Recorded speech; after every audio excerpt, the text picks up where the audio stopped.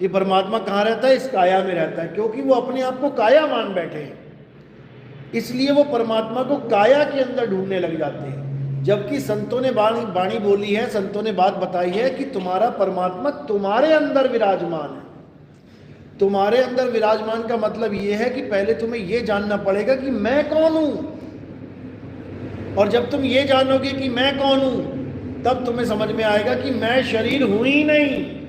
मैं क्या हूं? मैं एक आत्म तत्व हूं, आत्मा हूं। तो जब अपने आप को आत्मा करके जानोगे, तब समझना कि अब तुम्हें परमात्मा मिलेगा, अब कोई रोक नहीं सकता। इसीलिए साहिब ने बोला कि ज्यों तिल माही तेल है और ज्यों चकमक में आग, और तेरा साईं तुझ में है, जाग सके तो जाग। कि तेरा साईं तेरे अंदर है भाई, तेरी काया के अंदर नहीं है। तेरी काया में कौन है? तेरी काया में सारे गुण हैं, रजोगुण, सतोगुण, तमोगुण। तेरी काया में कौन है? मन और माया है। तुम्हारी काया में परमात्मा नहीं है। इसीलिए साहिब ने बार बार आत्मज्ञान की चर्चा करते हुए कहा कि यह भेद काया से न्यारा, बूझे बिरला कोई, कि आत्मा को चीनो फिर उसी में परमात्मा मिलेगा। यानी पहले दूध को चीनो और फिर उसी में तुम्हें घी का वास मिलेगा। वो दूध से न्यारा नहीं है।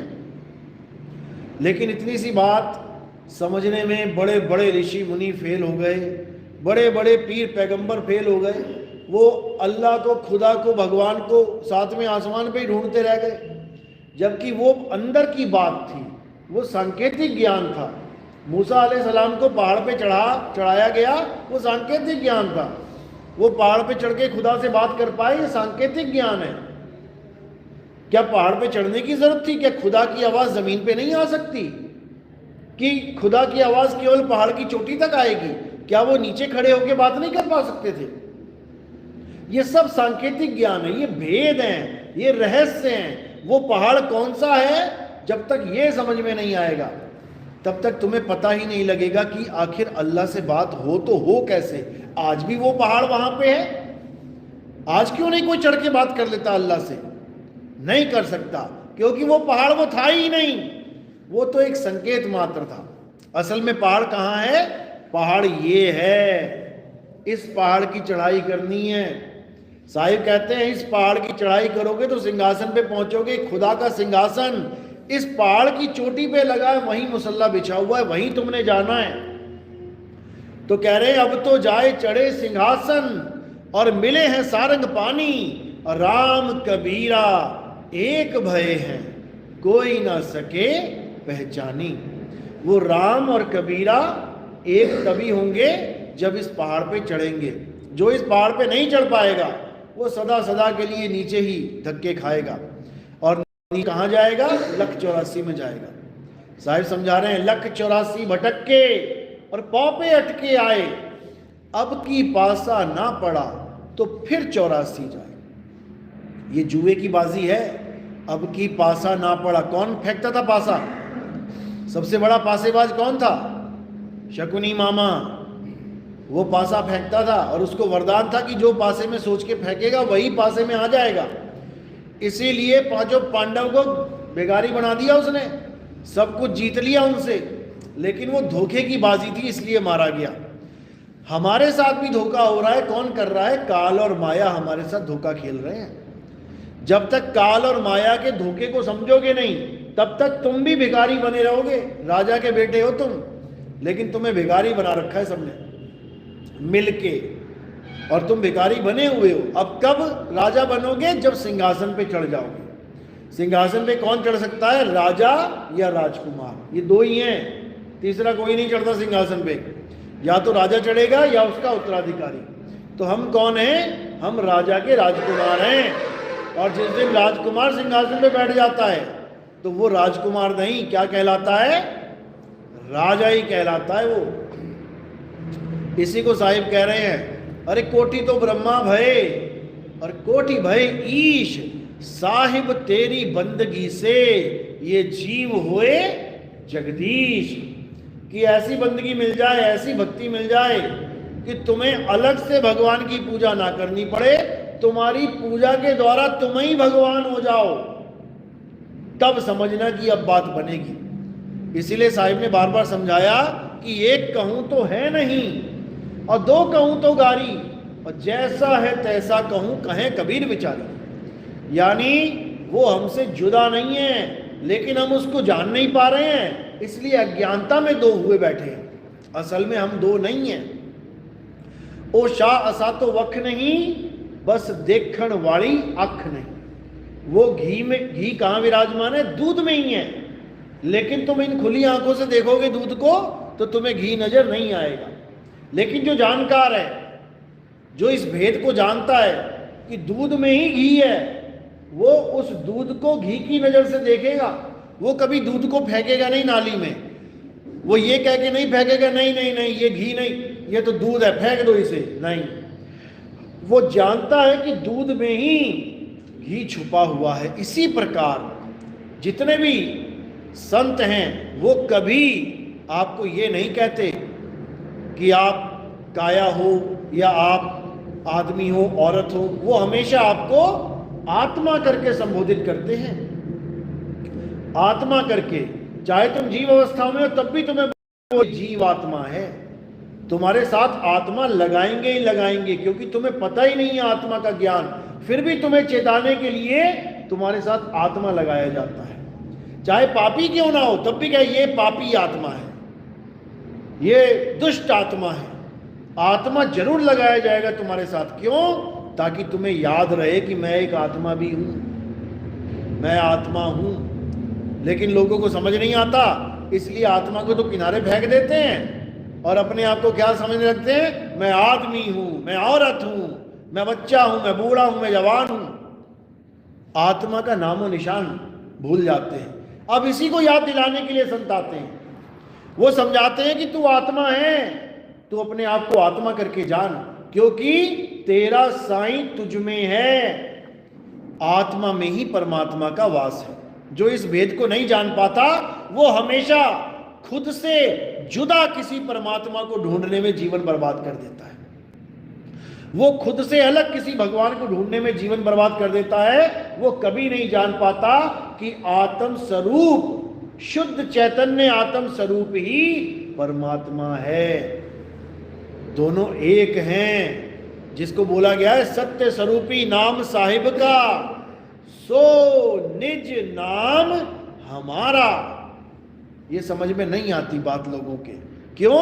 क्योंकि अनुभव ज्ञान की कमी है। जिस दिन उनको अनुभव ज्ञान हो जाए, जिस दिन उन्हें समझ में आ जाए कि आखिर में हूं क्या, उसी दिन से उसकी परमात्मा की खोज खत्म हो जाती है। वो आत्मा को खोजना बंद कर देता है, क्योंकि उसकी आत्मा में ही परमात्मा का मिलन हो जाता है, उसको प्राप्त हो जाता है। इसी को गुरु ग्रंथ साहब में बोला गया, आत्म में राम, राम में आत्म, चीनस गुरुमुख विचारे। जो गुरुमुख यानी गुरु के द्वारा बताए हुए विचार को चीन लेता है, उसको अपने जीवन में अमल में ले आता है, केवल सुनता नहीं, उसको अनुभव भी कर लेता है, तब समझो कि उसका जन्म मरण का रोग खत्म हो जाता है। अब वो इसी जीवन में जन्म मरण का चक्कर तोड़ देता है। उसको अगले जन्म में जाने की जरूरत नहीं पड़ती, या उसको मरने के बाद वाली किसी मुक्ति की जरूरत नहीं पड़ती कि मैं मरूंगा तब मुक्त होऊंगा, मैं मरूंगा तो सतलोक जाऊंगा, मैं मरूंगा तो स्वर्ग में जाऊंगा। अरे मरने के बाद किसने बताया कि कहां चले गए? कोई बताने नहीं आया आज तक। और जिंदा आदमी जाके देख नहीं सकता कि मेरा पिता, मेरा दादा जो मरा है गया कहां है। जिंदा देख नहीं सकता, मुर्दा बता नहीं सकता, तो तुम्हें पता कैसे लगेगा मैं कहां हूं? या मेरा गुरु या मेरा कोई पुरोहित पंडित जो हमें मार्ग बता रहा है वो सही है या गलत है, कैसे पता लगेगा? इसीलिए साहिब ने कहा कि अब हूं मिले तब हूं मिलेगा, नहीं तो जमपुर वासी। अगर अभी मिला है परमात्मा, अभी तुम्हें अनुभव हुआ है उस मालिक का, तब समझ लो कि बाद में भी मिला ही हुआ है। अभी नहीं मिला तो क्या बाद में भी नहीं मिलेगा। इसलिए ये जीते जी की भक्ति है, ये जीते जी की भक्ति है। यहां पर मरने के बाद का कोई आडंबर नहीं है। यहां जो मिलेगा जीते जी मिलेगा। यही साहिब ने बार बार समझाया कि मरने के बाद मुक्ति की आशा लगाने वाले लोग ये सब काल के जाल में गर्भ जून में चले जाते हैं, क्योंकि मुक्ति मरने के बाद की स्थिति को नहीं कहते हैं, मुक्ति जीते जी की स्थिति जो बनती है उसको कहते हैं। लेकिन लोगों को समझ में नहीं आता, वो उन गुरुओं की शरण में चले जाते हैं जो मरने के बाद सतलोक, अलखलोक, अगमलोक, स्वर्ग, नरक पता नहीं कहाँ कहाँ पहुँचा रहे हैं। लेकिन जो कबीर साहब का मूल ज्ञान है, वो मूल ज्ञान केवल और केवल जीते जी की भक्ति है। आत्म ज्ञान जीते जी प्राप्त होता है, मरने के बाद नहीं। इसीलिए साहिब ने बताया कि जल में मीन प्यासी मोहे देखत आवे हांसी, आत्म ज्ञान बिना नर भटके।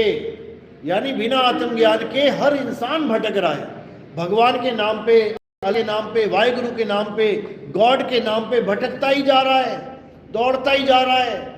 जैसे भेड़ बिना सोचे समझे किसी दूसरी भेड़ के पीछे लगी रहती है कि वो कहाँ जा रही है, एक बार भी नहीं सोचती। अगर एक भेड़ आगे वाली भेड़ पानी में छलांग मार दे तो सारी भेड़ें पानी में छलांग मार देती हैं। एक भेड़ कुएं में गिर जाए तो सारी भेड़ें कुएं में गिर जाती हैं। एक भेड़ आग में चली जाए तो सारी भेड़ें आग में चली जाती हैं। ये भेड़ चाल है, और इस भेड़ चाल में ही सारे संसार के गुरुआ लोग फंसे हुए हैं। क्यों? क्योंकि वो अपने गुरुओं की भेड़ चाल में, जैसा गुरु जी बता गए चेला जी वैसे ही बताई जा रहा है आगे। अपना निज अनुभव क्या है ये किसी के समझ में नहीं आ रहा। गुरु गद्दियां चल रही हैं, जैसा एक गुरु ने बता दिया वही सेम डिट्टो सत्संग सुन सुन के चेला आगे बता रहा है। गुरु गद्दियां चल रही हैं, वंशावली चल रही है। ना गुरु ने कभी जाना कि सतलोक क्या है, ना चेला जान पा रहा है सतलोक क्या है, लेकिन हजारों लाखों की संगत को भरमा के बैठा दिया कि हम सतलोक लेके जाएंगे। जबकि कबीर साहब ने घोर विरोध किया है सतलोक का। याद रखना इस बात को। कैसे सतलोक का विरोध किया है? पहली बात तो इन लोगों का सतलोक डुप्लीकेट सतलोक है, जिसमें सोने के पहाड़ हैं। अब इनको पूछो सोने का पहाड़ है, भैया सोना तो मिट्टी से निकलता है, यानी वहां मिट्टी भी होगी। फिर वो कहते हैं वहां पे काजू बादाम किशमिश है, तो काजू बादाम किशमिश तो पेड़ों से प्राप्त होते हैं। पेड़ 184 जून होती है, इसका मतलब तुम्हारे सतलोक में 84 लाख योनियां भी हैं। फिर कहते हैं वहां दूध की नदियां हैं, दूध आदमी तो देगा नहीं, दूध तो गाय बकरी देगी, इसका मतलब वहां पे दूध देने वाला भी कोई है।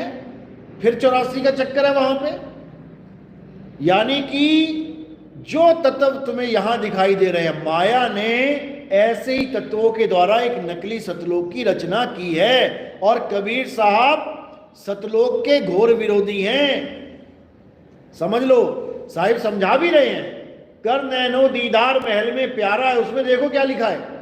सारी रचना समझा के सतलोक, अलखलोक, अगमलोक सारी रचना बताने के बाद क्या कह रहे हैं? अरे काया भेद किया निर्वारा, ये सब रचना पिंड मंझारा, माया अवगति जाल पसारा, सो कारीगर भारा है। कर दिया ना खात्मा। 2 ही लाइनों में सारे अलखलोक अगमलोक सबका खात्मा कर दिया। कहीं नहीं जाना, कहीं जाना ही नहीं है। अरे ना कहीं आना और ना कहीं जाना, आपे में आप समाना, अपने आप में समाना है। कैसे समाएंगे आगे खुलासा कर रहे हैं। कह रहे काया भेद किया निर्वारा, ये सब रचना पिंड मंजारा, माया अवगति जाल पसारा, सो कारीगर भारा है। आदि माया कीनी चतुराई, और झूठी बाजी पिंड दिखाई, अवगति रचना रची अंडमाही, ताका प्रतिबिंब ढाला है। यानी जितनी भी ये काया के अंदर रचना, कोई कह रहा है इंगला पिंगला सुषमना से जाएंगे वहां पर ऐसा होगा वैसा होगा, सब माया का जाल है। कोई कह रहा है नाभि से उठेंगे ऐसे चलेंगे वैसे, सब माया का जाल है। कोई कह रहा है श्वासों में ध्यान लगाएंगे, सोहंग सोहंग जपेंगे, श्वासों के द्वारा प्रकाश ही प्रकाश, सब माया का जाल है। A to Z माया का जाल है। तुम निकल ही नहीं सकते माया के जाल से। कैसे निकलोगे? एक ही फार्मूला है, केवल एक फार्मूला है। और वो फार्मूला क्या है? साहिब समझा रहे हैं, शब्द विहंगम चाल हमारी, और कहे कबीर सतगुरदई तारी, खुले कपाट शब्द झनकारी और पिंड यंड के पार, सो देश हमारा है। इस 2 लाइनों में निबेड़ा कर दिया कि सबसे पहले तो समझ लो कि विहंगम चाल क्या होती है। जो गुरु तुम्हें काया से लेके जाए, पहले मूल चक्र जागृत करवा दिया, फिर स्वाद चक्र पे आ गए, नाभि, ये सब नकली चाल है, ये विहंगम चाल नहीं है।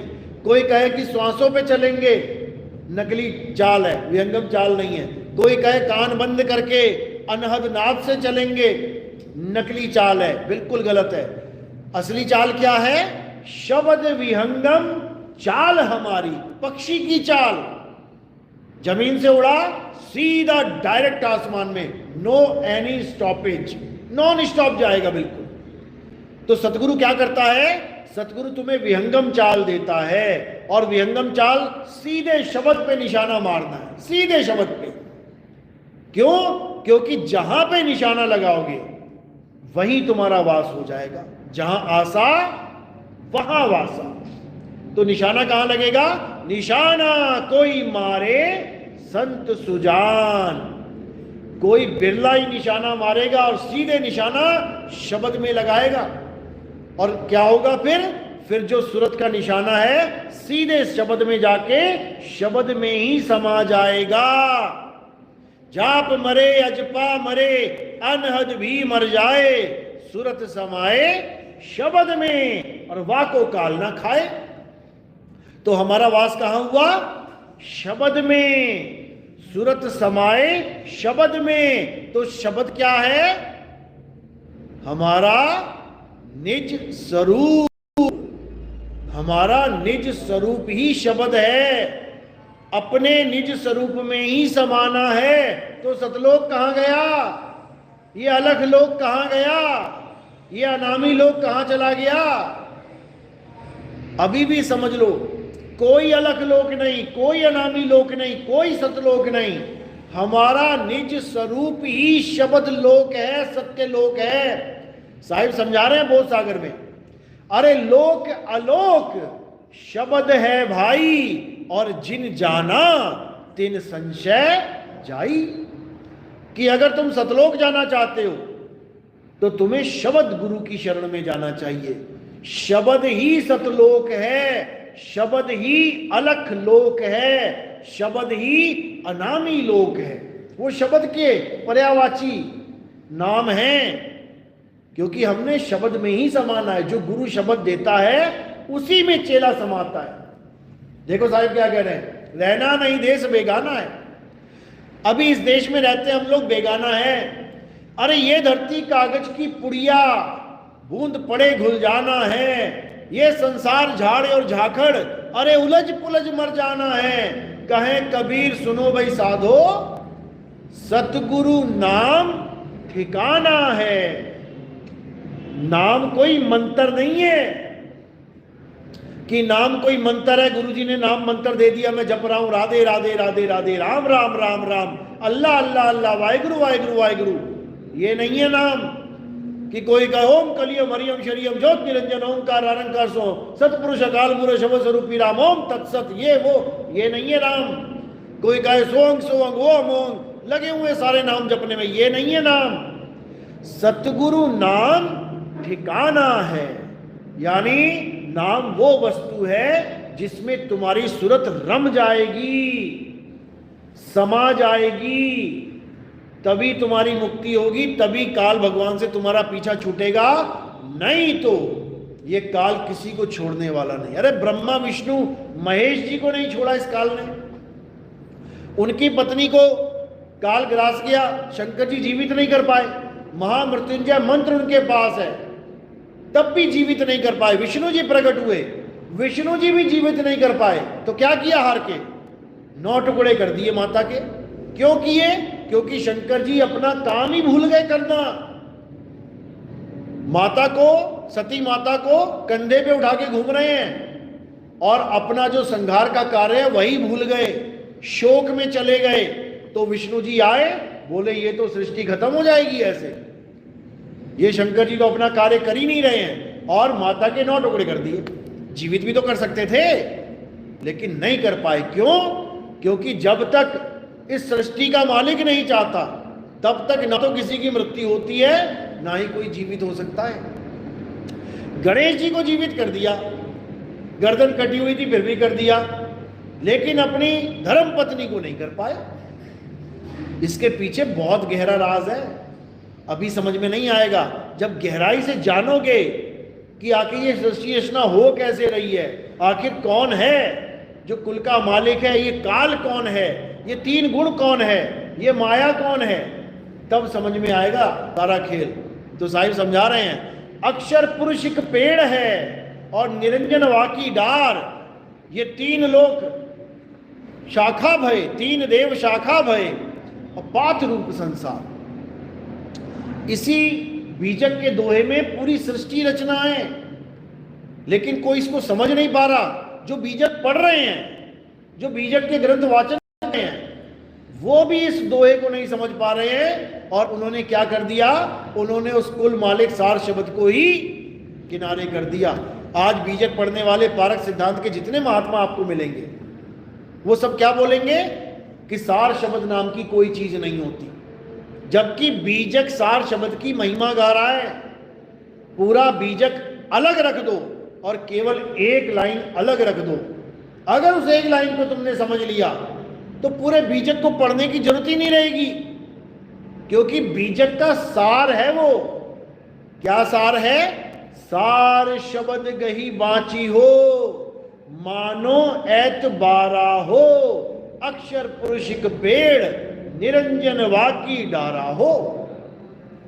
बचने का इंतजाम बताया जा रहा है। कोई भी ग्रंथ हम क्यों पढ़ते हैं? ताकि हम भवसागर से पार हो जाएं। कोई गीता पढ़ रहा है क्यों? ताकि हम भवसागर से पार हो जाएं। कोई कुरान पढ़ रहा है क्यों? ताकि हम भवसागर से पार हो जाएं। कोई वेद पढ़ रहा है क्यों? क्योंकि हम भवसागर से पार हो जाएं। कोई गुरु ग्रंथ साहब पढ़ रहा है क्यों? ताकि हम जन्म मरण से मुक्त होके भवसागर से पार हो जाएं। कोई बाइबल पढ़ रहा है तो क्यों? क्योंकि वो इस संसार सागर से मुक्त होकर अपने मालिक की शरण में चला जाए। इसीलिए तो पढ़ा जा रहा है। लेकिन जो असली बात है, जिससे तुम इस भवसागर से निकलोगे, काल जाल से बचोगे, हम उसी लाइनों को अगर डिनाई कर दें, फेंक दें, हम समझे ही ना, तो हमारा कल्याण होने वाला नहीं। तो बीजक ग्रंथ हमें बिल्कुल सटीक वाणी से समझा रहा है कि अगर बचना है तो सार शब्द को जान लो। सार शब्द गही बांची हो। अब बांची हो लिखा है, यानी बचोगे उससे, तो हमें मार कौन रहा है? बचना है किससे? पहले तो ये जानना पड़ेगा। और अगर कोई मार रहा है तो बचेंगे कैसे? सार शब्द से। तो ये सार शब्द क्या चीज है? जैसे बाहर गोलियां चल रही हैं, अब तुमने जाना भी है सड़क पार करके, कैसे जाओगे? तुम बुलेट प्रूफ कार में बैठ के जा सकते हो, बुलेट प्रूफ जैकेट पहन के जा सकते हो, सारे कपड़े पहन के जा सकते हो। गोलियां चल भी रही हैं तब भी तुम्हें नहीं लगेंगी। अब कोई कहे कि बुलेट प्रूफ कार कुछ नहीं होती, बुलेट प्रूफ जैकेट कुछ नहीं होती, तो उससे बड़ा मूर्ख इस संसार में कोई नहीं है। क्योंकि बीजक में यही एक शब्द है जो तुम्हें बचने का संकेत कर रहा है। और बचना कैसे है, उस वस्तु का भी ज्ञान दे रहा है। लेकिन इन नादानों को ऐसा कोई गुरु ही नहीं मिला जो सार शब्द का भेद समझा दे। समझ लो, सार शब्द क्या है? जिसे कोई गोली नहीं लग सकती। सार शब्द क्या है? जिसे अग्नि जला नहीं सकती। सार शब्द क्या है? जिसे वायु सुखा नहीं सकती। सार शब्द क्या है? जिसे जल भिगो नहीं सकता। सार शब्द है जिसका कभी नाश हो नहीं सकता। और वो सार शब्द क्या है? वो तुम्हारा शुद्ध स्वरूप है, जिसको सतनाम कहते हैं, सच्चा नाम। तुम्हारा स्वरूप ही सतनाम है। अरे सत्य नाम कोई नाम नहीं, ये जपने वाला नाम नहीं है, ये है आपन रूप। और जो जाने इस भेद को पावे आप स्वरूप। जो सतनाम को जान लेता है वो अपने स्वरूप को प्राप्त कर लेता है। और उसका स्वरूप क्या है? सार शब्द ही उसका स्वरूप है। समझ लो अच्छे से, सार शब्द ही उसका स्वरूप है। उसी सार शब्द को सतनाम कहते हैं। पढ़ो कबीर सागर, पहली लाइन क्या लिखी है? अरे सत्य नाम है सार, बूझो संत विवेक करी, और उतरो भवजल पार, सतगुरु का उपदेश यही। जो बीजन में लिखा है सार शब्द गही बाची हो, वही कबीर सागर में लिखा है उतरो भवजल पार। किससे? सत्य नाम है सार। आज कबीर मूल गादी पे चले जाओ तुम।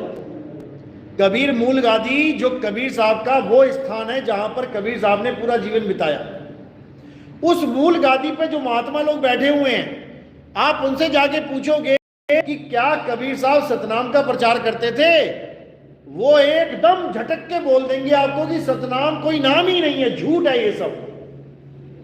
कबीर साहब तो राम नाम का प्रचार करते थे। उन्होंने जो कबीर मंदिर बना रखे हैं वहां पर सतनाम नहीं लिखा हुआ है, वहां पर राम राम राम राम चारों तरफ प्लेट लगा रखी है राम नाम की। राम राम का प्रचार चल रहा है वहां पे।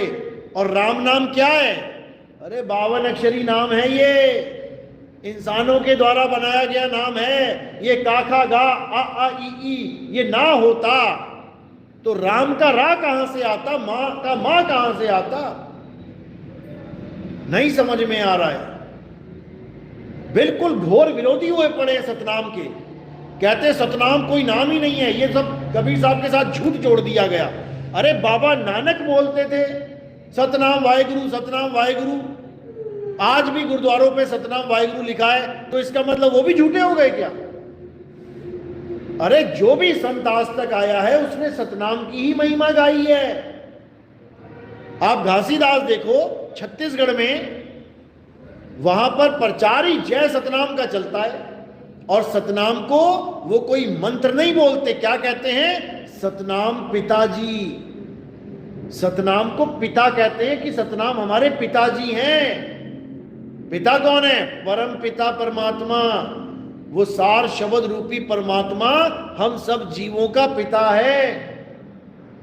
अब ये जीव सार शब्द से जुदा हो गया है, इसलिए धक्के खा रहा है अमर। इस जीव को कोई मार नहीं सकता। ईश्वर अंश जीव अविनाशी, लेकिन अविनाशी होके इसको पत्थरों की पूजा में लगा दिया। अविनाशी को नदियों में छलांगे मारने में लगा दिया कि तुम्हारे पाप कर्म खत्म हो जाएंगे। अविनाशी को मंत्र जपने में लगा दिया, राधे राधे, राम राम, अल्लाह अल्लाह, वाहेगुरु, कबीर कबीर, सतनाम सतनाम। अविनाशी को 52 अक्षरों में उलझा दिया। लेकिन गुरु ऐसा नहीं मिला जो उस अविनाशी को उसका सत्य स्वरूप बता दे, उसका सत्य स्वरूप लखा दे, और ये सब माया का जाल दे, ये 52 अक्षरों का जाल छुड़वा दे। इसीलिए साहिब ने बोला, मदन साहिब की वाणी है जो आज बहुत से लोग नानक साहब की वाणी बोल के अपने ग्रंथों में छाप देते हैं। ये मदन साहिब की वाणी है, सोई गुरु पूरा कहावे, जो 2 अक्षर का भेद बतावे, एक छुड़ावे एक लखावे, तब प्राणी निज घर को जावे। यानी सच्चा गुरु, पूरा गुरु, कामिल मुर्शद, ये कौन है? जो 2 अक्षर का भेद बतावे। वो 2 अक्षर कौन से हैं? एक इंसानों के द्वारा बनाए गए अक्षर हैं, हिंदी के, पंजाबी के, उर्दू के, फारसी के, जर्मन, इटालियन, फ्रेंच, कंबोडियन, पता नहीं कितने देश और कितनी भाषाएं हैं। और एक अक्षर कौन सा है? वो आदि अक्षर, जिसको हम सार शब्द कहते हैं, जो किसी इंसान के द्वारा बनाया हुआ शब्द नहीं है। उस आदि अक्षर का लखाव करा दे। वाणी में समझा रहे हैं कि 52 अक्षर जीव आधारा। इंसान ने जो शब्द बनाए हैं, अक्षर बनाए हैं, वो जीव के आधार से चलते हैं। तुम्हारी कोई जीव काट दे, तुम्हारे जीवन से सारे अक्षर लपू चक्कर हो जाएंगे, सब खत्म। गूंगे की भाषा देख लो कैसी होती है, अब वही भाषा चलेगी। तो कह रहे 52 अक्षर जीव आधारा, आदि अक्षर जीभ्या से न्यारा, जो आदि अक्षर है जीभ्या से न्यारा है वही सार शब्द है। तो सच्चा गुरु क्या करता है? सोई गुरु पूरा कहावे, दो अक्षर का भेद बतावे, एक छुड़ावे, ये 52 अक्षरों को छुड़वा देगा। एक लखावे, उस आदि अक्षर, उस आत्म स्वरूप, उस सत्य तत्व का लखाव करा देगा, उस निअक्षर निज नाम का लखाव कराएगा। तब प्राणी निज घर को जावे, तब प्राणी अपने निज घर यानी अपने सत्य स्वरूप में समा जाएगा। कैसे समाएगा? जैसे कुरुम यानी कछुआ अपने आप में समा जाता है, वो ना कहीं आता है ना कहीं जाता है। एक कछुआ जा रहा है आराम से, एकदम उसके सामने कुत्ता आ जाए, भौंकने लगे, काटने लगे, तो क्या करेगा? वो कहीं नहीं जाएगा, कहीं नहीं भागेगा। वो जहां पर भी माया जाल में है, चाहे कहीं भी खड़ा है, खेत में है, सड़क में है, छत पे है, आंगन में है, इस पूरे संसार में जहां पर भी है, वहीं से अपनी सूरत को यानी अपने अंगों को समेट के अपने अंदर समा लेगा। अब कछुए का उदाहरण इसलिए दिया जा रहा है क्योंकि कछुआ ही एक ऐसा जीव है जो अपने सारे अंगों को अपने अंदर समेट सकता है। लेकिन इसी कछुए का जो उदाहरण है वो सूरत के ऊपर लागू होता है। क्यों? क्योंकि सूरत भी अपने आप को समेट के शब्द में स्थिर कर सकती है। इसीलिए परमात्मा का पहला पुत्र कुरुम अवतार बोला गया है, कुरुम बोला गया है। अब कुरुम का मतलब ये नहीं कि कछुआ है, तुम कछुए की फोटो बना बना के मजाक उड़ाओ, ये कछुआ ज्ञान है, कछुआ ज्ञान है। तुम कभी फोटो बना ही नहीं सकते 16 पुत्रों की, और जो फोटो बना रहा है परमात्मा के 16 पुत्रों की, वो महामूर्ख है, क्योंकि 16 गुण हैं। तुम गुण की फोटो नहीं बना सकते। प्रेम एक गुण है, बना के दिखाओ फोटो प्रेम की। सत्य स्वभाव एक गुण है, बना के दिखाओ जरा। संतोष एक गुण है, बना के दिखाओ संतोष की फोटो। धीरज एक गुण है, दया एक गुण है। तुम 16 गुणों की फोटो नहीं बना सकते क्योंकि वो गुण हैं, ये तुम्हारे अपने गुण हैं। इन गुणों को भूल के तुम अपने एक मन रूपी गुण को अपने ऊपर लाद के बैठे हो। यानी मन भी तुम्हारा ही गुण है, तुम ही से पैदा है। अक्षर पुरुष एक पेड़ है, निरंजन वाकी डार, निरंजन ही मन है। किसका पुत्र है? अक्षर पुरुष एक पेड़ का पुत्र है। अक्षर पुरुष कौन है? ये अविनाशी सुरता को अक्षर पुरुष कहते हैं। और इसका भी बाप कौन है? नी अक्षर पुरुष है। नी अक्षर अक्षर भया, अक्षर कीना प्रकाश, अक्षर से मन उपजा, सुनो संत धर्मदास, मन से माया उपजी। सारी लाइन समझा रहे हैं। माया त्रिगुण रूप और 5 तत्व के महल में ये बांधा सकल स्वरूप। ये पूरी सृष्टि रचना है।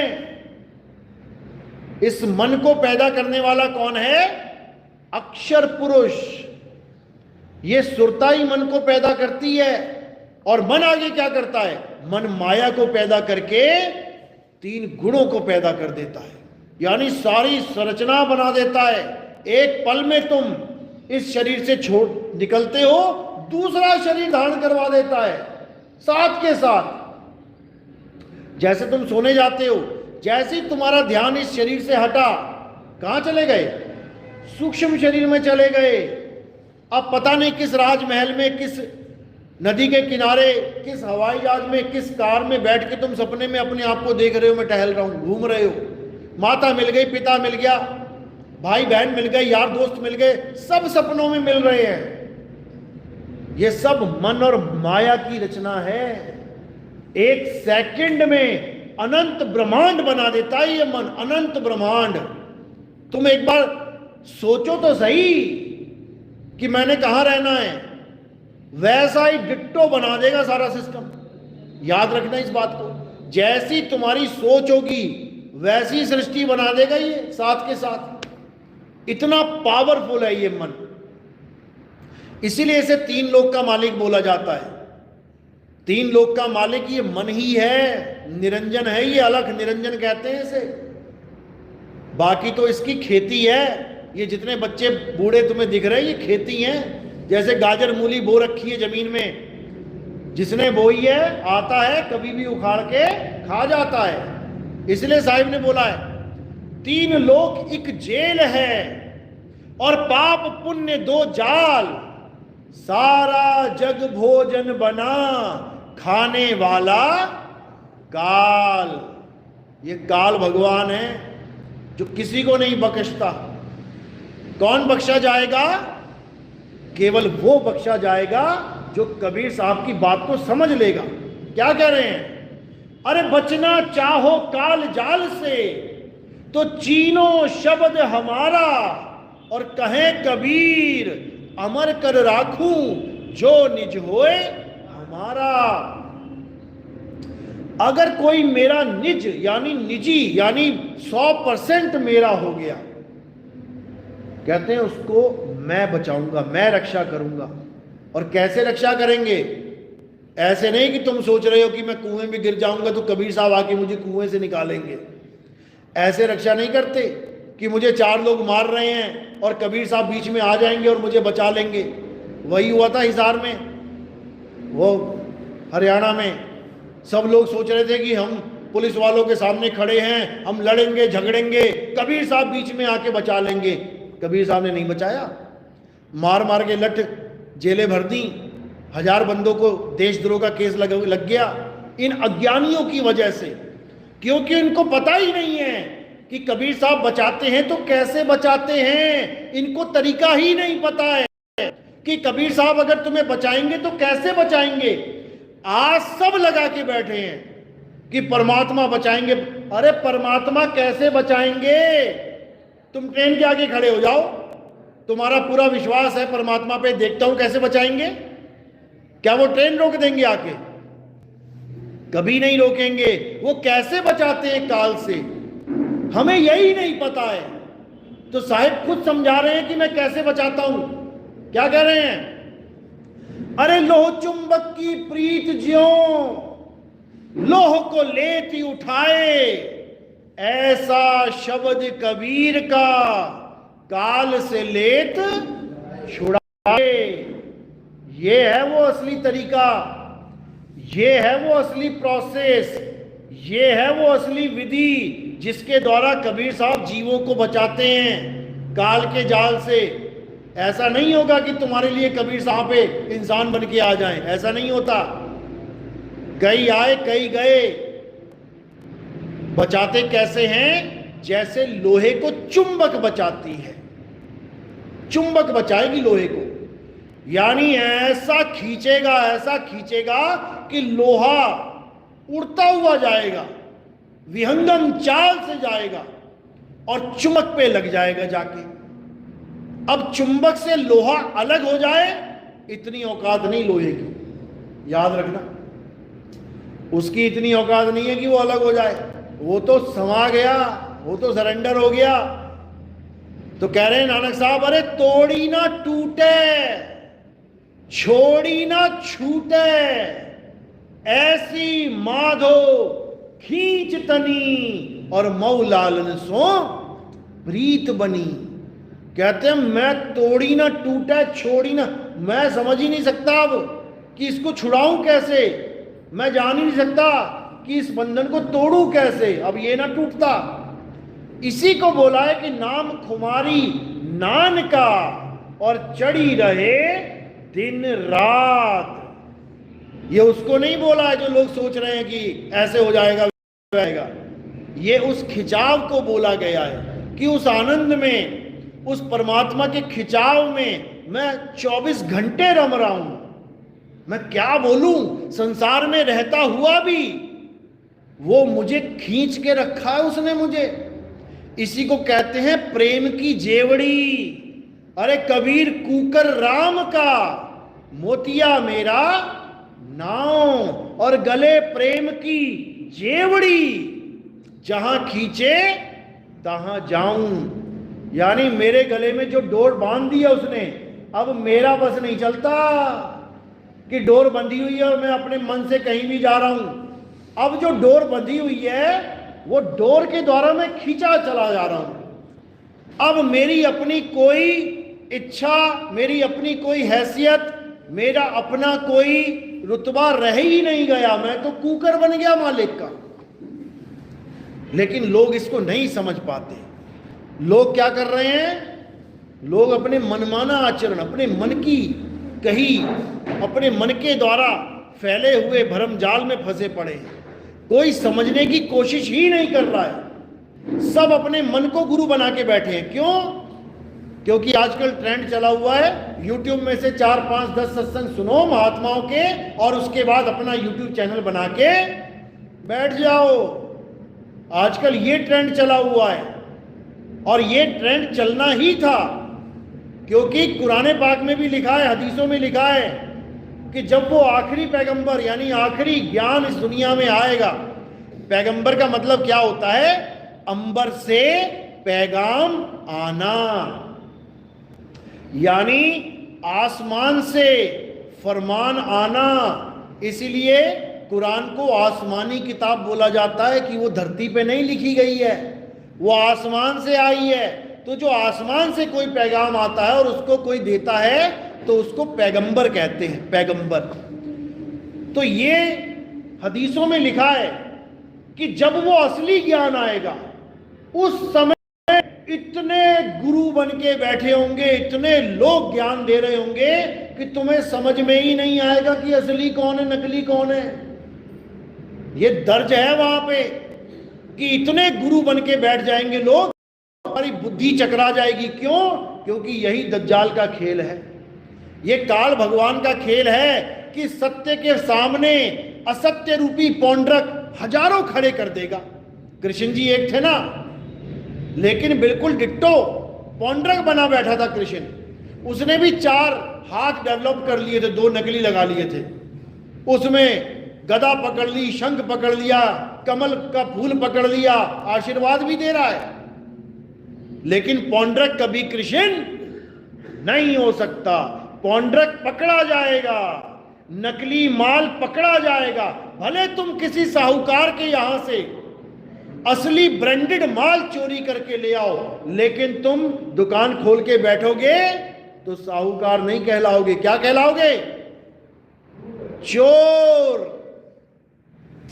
चोरी कहलाओगे।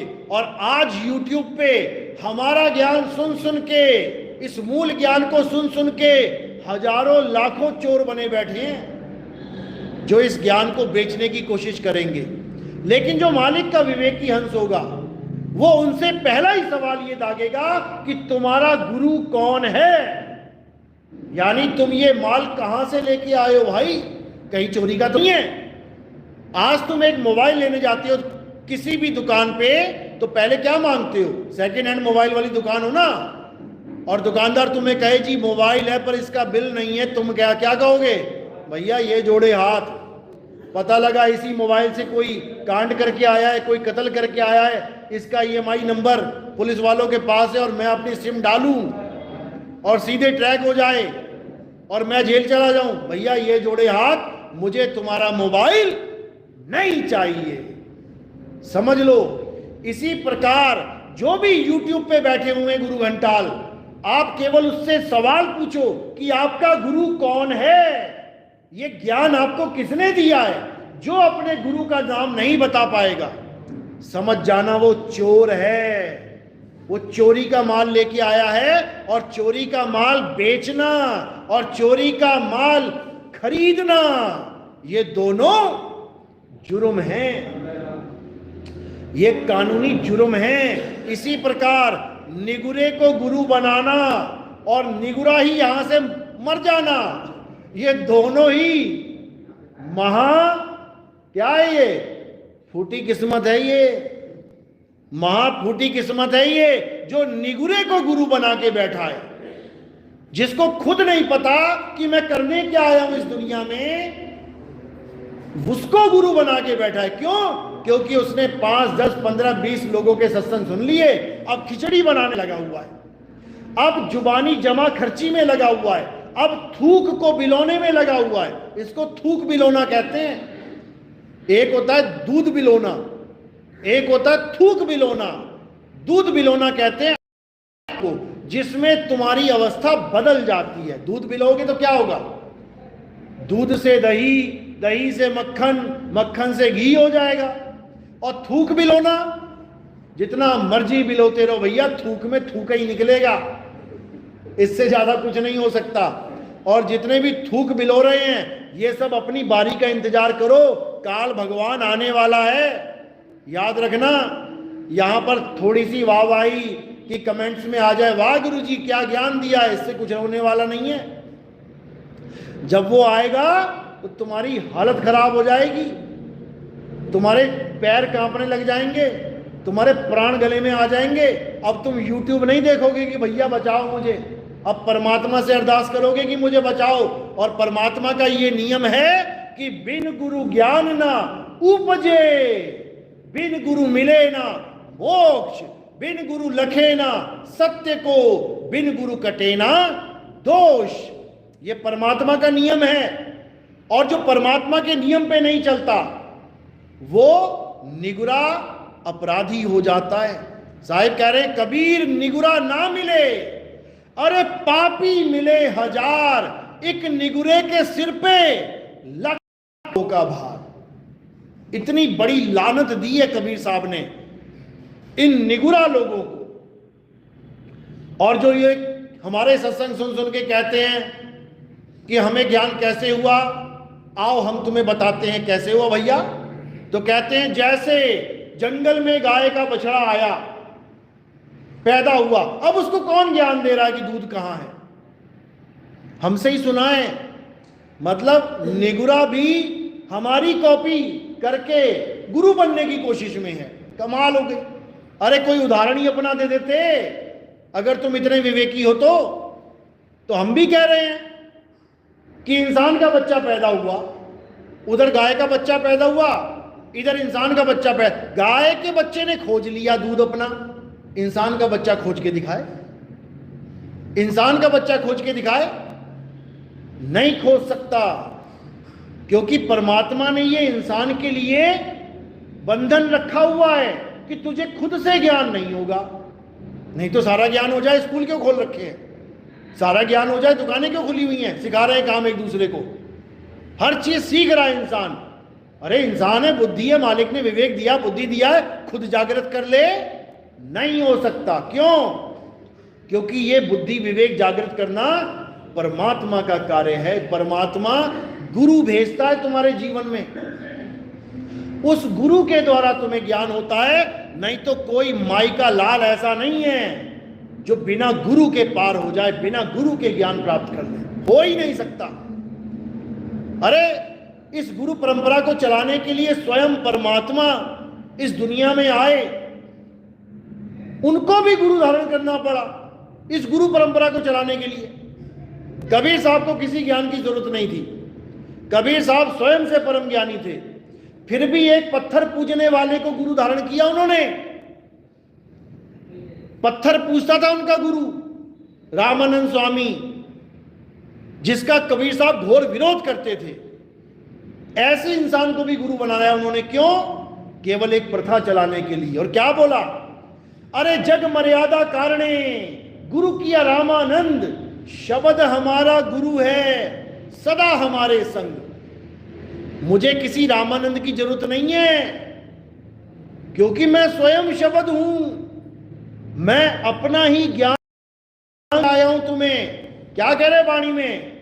अरे हम हैं शब्द, शब्द हम माही, हमसे भिन्न और कछु नाही। जो स्वयं शब्द है उसको किसी गुरु की क्या जरूरत है? लेकिन फिर भी वो गुरु धारण करके बैठे हुए हैं। ये गुरु की महिमा है। अब इसका मतलब ये नहीं कि तुम सारे गुरुओं पे फिट कर दो। वो समझ लो,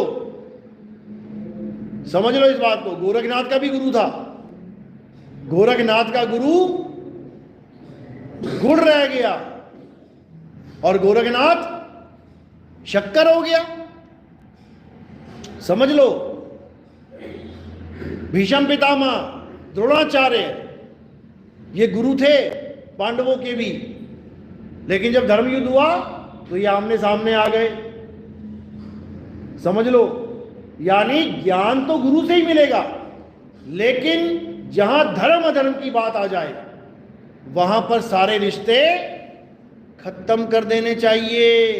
वहां पर केवल धर्म और अधर्म इसका आमना सामना होगा। तो अगर इस परिस्थिति में तुम्हारी गुरु के साथ अनबन हो जाती है, समझ में आती है बात कि धर्म अधर्म युद्ध है भैया, अर्जुन और द्रोणाचार्य आमने सामने खड़े हो गए, कोई बात नहीं।